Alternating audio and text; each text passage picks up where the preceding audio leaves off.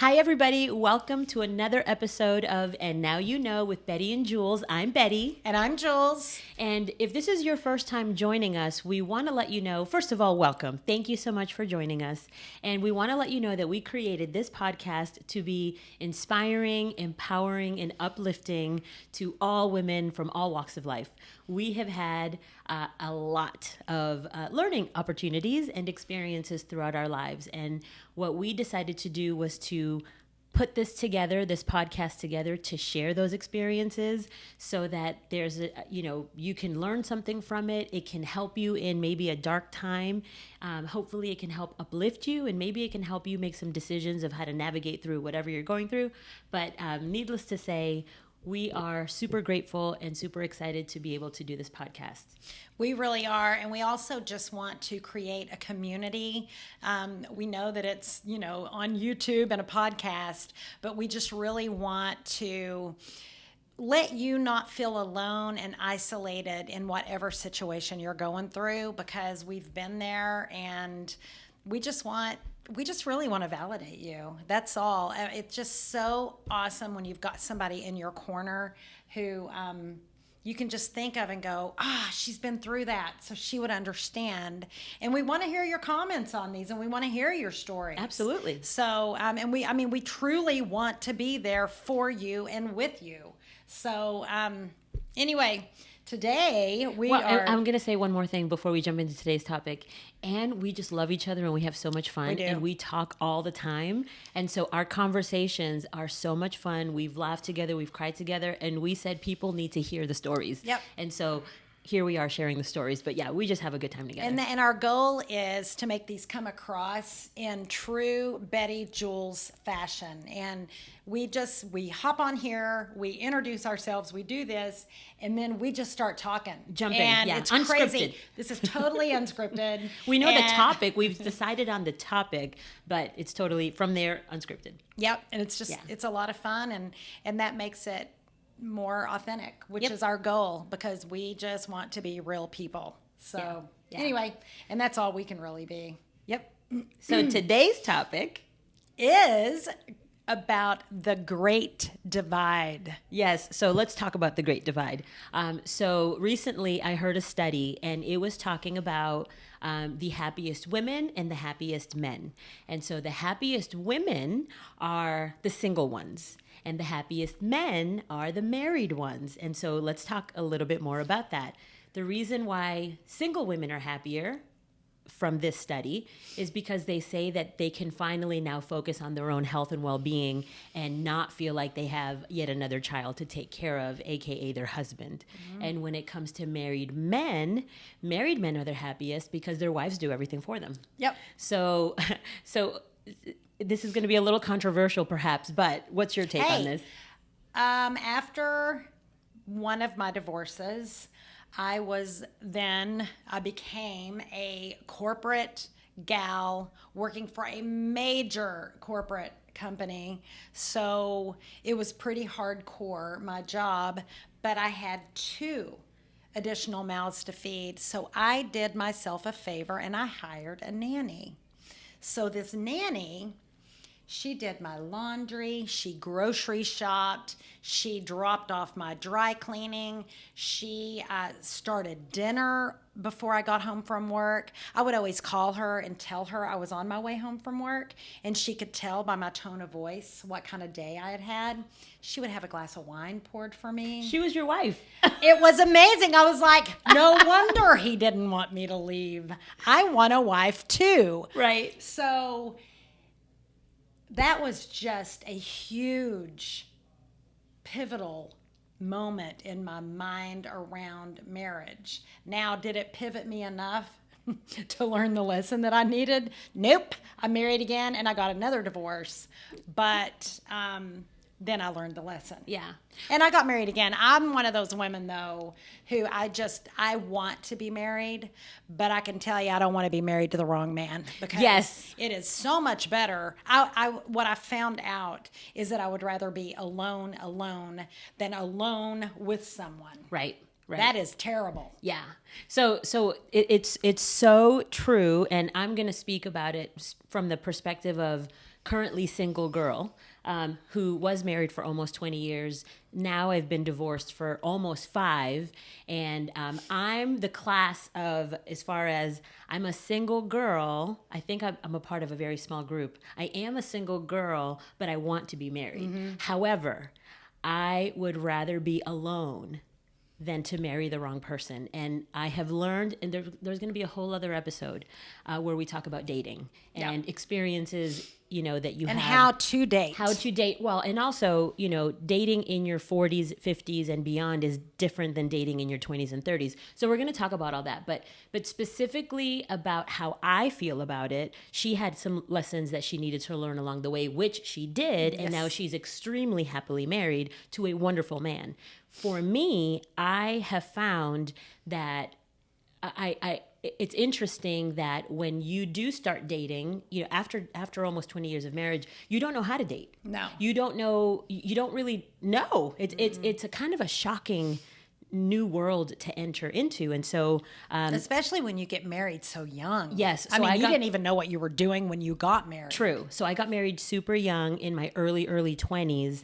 And then fast forward, here I'm now in my early 40s. And so that's 2 decades is a really long time to be out of the dating pool, right? So that's a really long time now. Plus you add kids onto it because, now I have 2 kids. That gives it a whole new dynamic. Whole new dynamic. But for the first about, 16 months or so, I didn't date at all. And kind of that was good for me to just focus on what does life actually look like post-divorce, right? So that was a different thing. But when I started dating, I really wasn't sure. I knew that the experience, I knew I didn't want to repeat the experience that I had just gone through. Of course, nobody wants a heartbreak. No. Nobody wants another divorce. And so I can understand that, I knew, certainly I have to choose differently. But the reality that I didn't know, which I learned the hard way through some dating experiences, is that not everybody has the same wants and visions and, as far as the list, we call it the list, but criteria, non-negotiables, I didn't realize that, some people have a very kind of hookup mentality. It is a total hookup mentality right now. It's crazy. I didn't know this. I'm the loyal commitment type. Well, even monogamous type. Even when I was dating, and I was your age, when I jumped back into the world of dating, it was different then. Or maybe it's because I had truly mapped my way, and it was a solid plan on how to not waste my time with these guys. Okay, but when did you learn that? Oh, I was in my 40s. Okay, so that's what I was going to say, because when I was dating in my early 40s post-divorce, I didn't know there are certain things that, you finally, I know them now. You learn them along the way. But I can understand after dating some people and realizing that, we're not equally yoked. No. We don't have the same clue. We're not going in the same direction. They have no idea what I'm asking for. And honestly, what comes to mind is that I am absolutely very reasonable. I'm not asking for too much. When you feel like you're asking for too much is because you're asking the wrong person. Right. And so at that point is when I realize, this is why the largest population of the happiest women in the world are the single ones. Because now I understand why. Because if you aren't able to find your perfect match, then it is better to be single. It is really better to be single. And I went out probably with 12 guys, and I didn't go out with them. I had what I called the interview date. It was a lunch appointment, same time on a Wednesday at the same restaurant.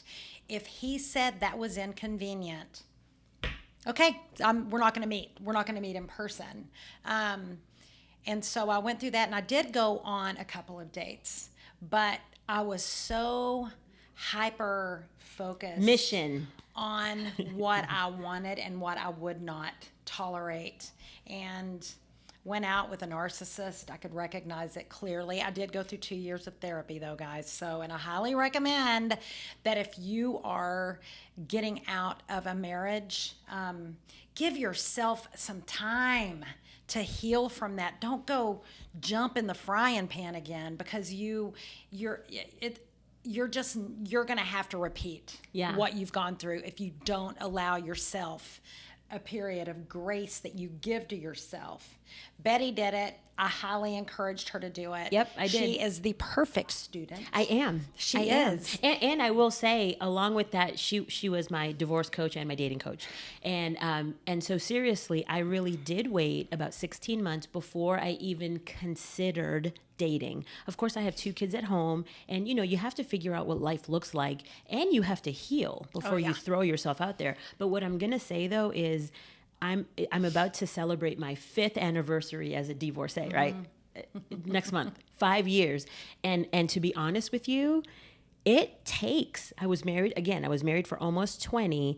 It takes some time to unwind all that. It takes time to really figure out what your new life looks like, and you can't do that with the distraction of another relationship before you have healed. I have done therapy. I have invested a lot of time, energy, and money into personal development, and we've had thousands, millions of conversations about this. So it really does take a really, really long time to get to a place where you're healed and whole to then throw yourself out there and find the right match. Now, again, I will say, I actually believe in marriage, and I love marriage. Yes, I think that there's something so great about finding your person and the commitment and having a lifelong partner. Like, I'm that girl. I am that girl. But a big but for me is it is exhausting. It is exhausting, the things that you go through in a relationship when you are not matched up with the right person. It's too much work. And you do throw your hands up. I did. Throw your hands up and say, okay. And I'm not talking about my marriage when I threw my hands up. I'm talking about dating. Yes. After kind of being in the dating world for a couple years, I'm like, I think I'm done now. I think I just need to be me. Do my own thing. Yep. I'm traveling. I'm doing the things that I didn't do in my 20s and my 30s. I'm doing the things that I have found. Like, I used to love salsa dancing, and I didn't dance for probably close to 20 years. So sad. And I miss that so much. So now I'm salsa dancing, and now I'm traveling, and now I'm doing all these really cool things. But you have to find yourself again. And the thing about that is that once you do find yourself, you won't settle for a man who won't let you do what you love. He is not going to try to take you away from that. Yeah. He may not join you on everything, and that's okay, because I've got things I like to do. My husband's got things he likes to do that I don't like to do necessarily. I mean, he likes to watch college basketball and, the March Madness months and all of that. And we have what we call breakout sessions. And I go in the bedroom and watch TV, or he does, and whatever, and then whoever is in the living room gets to take the dogs out to go to the bathroom before we go to bed. So I always try to claim the bedroom. But one of the things in my current marriage that I love so much is that Jay and I have been together now for 12 years. We dated almost 3.5 years before we got married. But I always, when I tell Jay, I can't believe we've been together this long and I still like you so much. I've never felt that way before. Yeah. It's amazing. It doesn't have to be hard. That's the cool part. And if you are in a dating relationship, it's a little trickier if you're married, but if you're dating someone and it's not coming easy, there's a really old song and it says, if it don't come easy, you better let it go. And that's the truth, because if it's not easy right now while you're dating, I can promise you that when you add a mortgage to it and schedules and babies and then all the busyness of life, trust me, it's not going to be easy. Yeah. And then, just for fun, let's throw in illness. Let's throw in serious illness, maybe cancer or some of those things. You want to make sure you've got somebody who's going to take care of you and who you're going to take care of. Yeah. There are so many things you need to think about. And that they're not going to bolt out the door when it gets hard. Oh, yeah, and they do. And we're talking about Great Divide. One of the things that I've noticed is that there are a lot of men, and I've never dated women, so I can't put them into this category, but a lot of men have gotten stuck emotionally at the point in their childhood where the significant trauma occurred. And they need to go figure that out. Yeah. They do. Well, that's the saying that we say is that, marriage is two whole people Yep. coming together. Yep. Well, that's when I think that it is the most successful and actually worth being Well, that's in. when both people are happy. Right. And we aren't a part of this study that Betty's referring to, because my husband always says he's the happiest he's ever been. And I am 1,000% the happiest that I've ever been.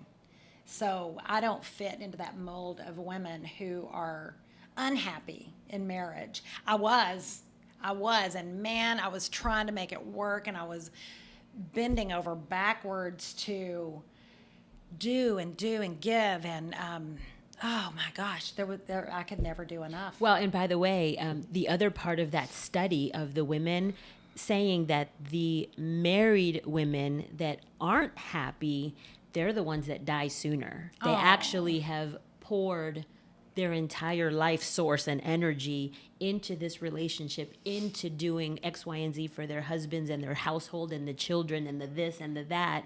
And at the end of the day, their lifespan actually is shortened because of their unhappiness. So honestly, the study was so fascinating to me. This is why we're talking about it. But if this teaches you nothing else, what I hope that it does is that it helps you to prioritize you, right, and your health and your well-being. That includes your mental health, that includes your physical also health, because this country, we have obesity, we have diseases, we have all this craziness. We used to be really fat. We used to be super overweight. And I can pinpoint, I know when I hit my highest, I wasn't even pregnant when I hit my highest, which is really sad. I was. I hit my... No, that's not true. Yeah, that's well, not true. When I hit my highest, I remember it. It was the last year that I was married.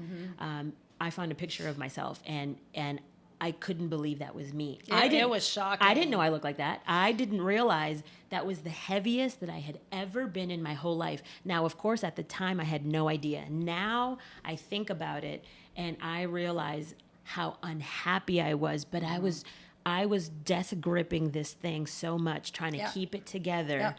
And I was smiling. There. She was. Oh, yeah, she was there. I was kind of smiling through. My eyes were crying. Like, I was crying inside. But I was still trying to hold it together with this fake smile on my face. And I was showing up to work, doing all the things I needed to do. And I was trying to show up for my kids and pretend. And we ate lots of cookies and ice cream to make us feel better. We did. And that's when I got fat, when Betty was fat and I was happily married.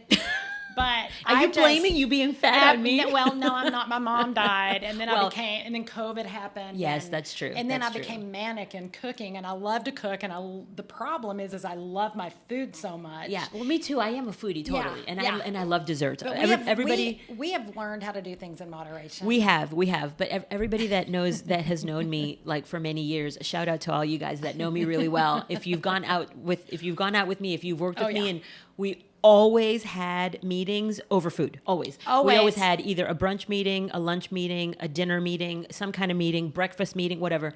Always included food. And I would always say, I'm sorry, I don't skip meals. Right. And here's the other thing she said.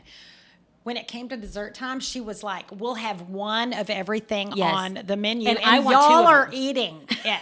Julz, you're eating it. You are eating the dessert. Hey, they all ate it. But I would seriously have two desserts. Yeah, that's true. But the point of that whole thing, that was a little rant. The point of all of that is that I realized, I didn't know this until after, I ate to self-soothe because of the unhappiness, but I didn't know I didn't know what to do with it. I didn't know, because I felt like I'm married, I'm supposed to do this. And at a very young age, I learned, I have a very high tolerance. I learned to be very tolerant of even bad behavior. I saw it. Yeah. I saw it in other marriages as a child, and I learned that once you're married, that's it for you. Yep. And there's no getting out until someone dies. And so there's no getting out. And so now you just have to learn to deal with it. Well, my learning to deal with it was getting fat and becoming a workaholic. And, that was it. So trying to control things. Trying to control, that was the only thing I could control. Because you weren't in control. Because you weren't really in control. Right. Of what. So the point of this is pay attention to those things that are going on with you personally, whether it's maybe you drink too much. I've done that too. Maybe you weigh too much. I've done that. Maybe you cry all the time, or maybe you just have so much anxiety and you can't figure out where that's coming from. I have done all of those things. Yeah. I ran to scripture and I tried to make that happen, but I was doing it out of an obligation, thinking it was going to help me. And one day God, gave me that gut feeling, or I call it the Holy Spirit. And he said, I don't need you. I don't need you to do this for me. It was a rude awakening. Just get yourself centered. And if you're not married and you're in an unhappy relationship, please talk to your friends and get their perspective on it, because they don't seem to. They are not looking through rose-colored glasses. Ask them and be prepared for the red flags and get out before it's too late. If you're in a marriage, seek counseling. But don't necessarily talk about the marriage. Tell the counselor the truth about your life. If you had an alcoholic father who was unavailable, an alcoholic mother who was unavailable, someone died, you were abused, the list is long of what childhood trauma you could have gone through. If you were a child in a bedroom and you heard your parents fighting because somebody decided to have an affair outside of the marriage, but the parents think that they weren't exposing you. Parents aren't aware, but the childhood trauma that you went through. And there are marriages out there that I'm glad that I get to observe these marriages that have lasted so long and they seem happy to me. Mm-hmm. They still have exposed their children to some kind of trauma, and because nothing's perfect and you can't live 40 years. We're not perfect. We're not going to be perfect. You can have a relationship with a strong friendship that will maintain that relationship. I don't know where to go with this, Betty, because it's such a deep subject, and I'm not an advocate for divorce. It's super Neither ironic. am I. It's super ironic that I'm not, because that's kind of the joke on me. But that's what's interesting about both of us, because we are at different stages of our lives right now. We've both been married. We've both been divorced. You are remarried. I'm not married. I do want to be married, but it's interesting because I am also a really huge advocate for women who want to be single, because I understand why they want to be single. And I am currently single because sometimes people are in relationships because they feel lonely and they want to just have somebody. And I don't have that. I don't have that need. I don't feel that way. Now, I think that it is important for you to do the work on yourself before you decide to get into a relationship. Some people have done that and some people have not. But what's interesting about the whole thing is that there are very valid points to every segment, to understanding why a woman wants to be single, to understanding why a woman wants to be married, to understanding why a married man can be happy and why a single man might choose to not want to be married.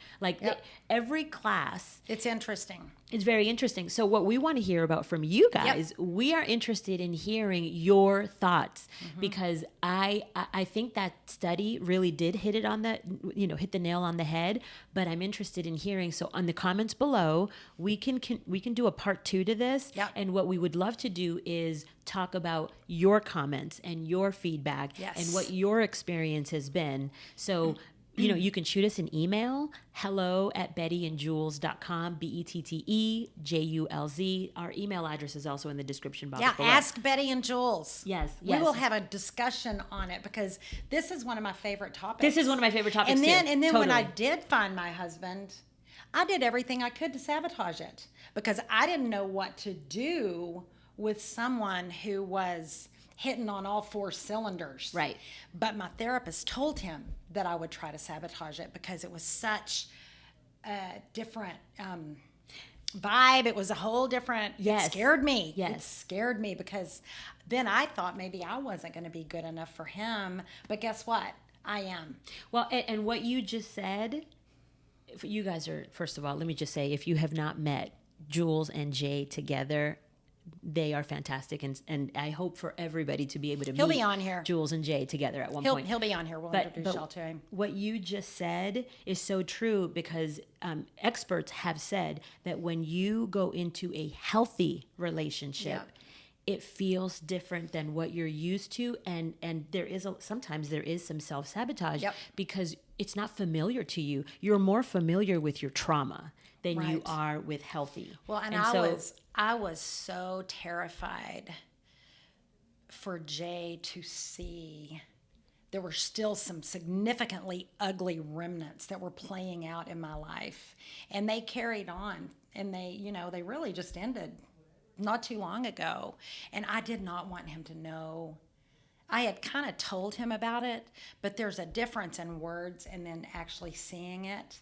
And I was really afraid that I was going to lose him because of those ugly things. That's a part of the wake and destruction and the consequences that occur when you're not listening to your gut and you haven't taken care of yourself and you haven't listened to yourself and made yourself whole.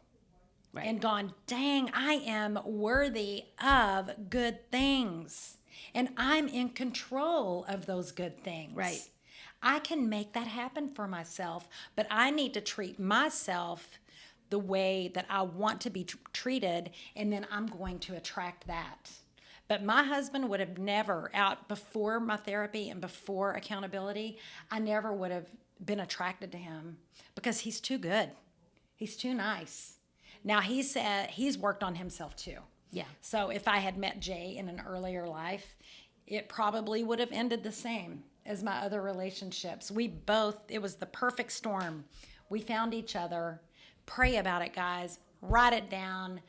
Map your way. Be very, very particular about what you want. And intentional. And with that, when you have to write it down. That is part of, I have heard this from so many different credible sources, to write down the characteristics, write down what you're looking for. And to be honest with you, when you write all that down and you read it, that should be describing you as well. Yep. You should become what it is that you're looking for. Yeah. If you're not already there, then strive to be that person first, because that's when you're able to attract that person. Right.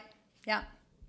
So, gosh, this has been such a great conversation. We're going to do part 2 Let us know this. if you want to talk more about this, because we can talk about this for a long time. Send us questions. Send us comments. We love feedback. Yes. We are coming to you from Canada today, From Canada, by the way. We're really not. But the scenery, we want to introduce you to, where is this? Canada. Banff. I don't know. I don't know. Some Banff, Canada. Canada. Yeah, Okay. it's beautiful. Well, shout out to Canada. But anyway, but we want to say we would love to continue this conversation if it's a topic that it interests you. We are both huge advocates of marriage. I do want to say that. We're both huge advocates of marriage. I love love. Yeah, I love love too. And we both love healthy, amazing relationships when there are 2 whole people coming together. Yep. So that's really what we wanted to really emphasize, because that is so important. But we want to celebrate love. We want to celebrate love. We want you to take care of yourself. Yes, We want it starts with you. to see what it feels like to be whole, and then to find your whole relationship, because it is a whole different ballgame. Yes. It's so much easier to be married to a good, nice, responsible man over one that you're just not equally yoked to. Yeah. Because I'm a good, nice, responsible girl. Well, I'm a woman. I'm a lady. And on that note, thank you so much for joining us. We are so excited to continue the conversation. Be sure to put some comments down below or shoot us an email, subscribe, tell your friends, and join us on the next one. Thank you so much. We'll see you soon. Bye.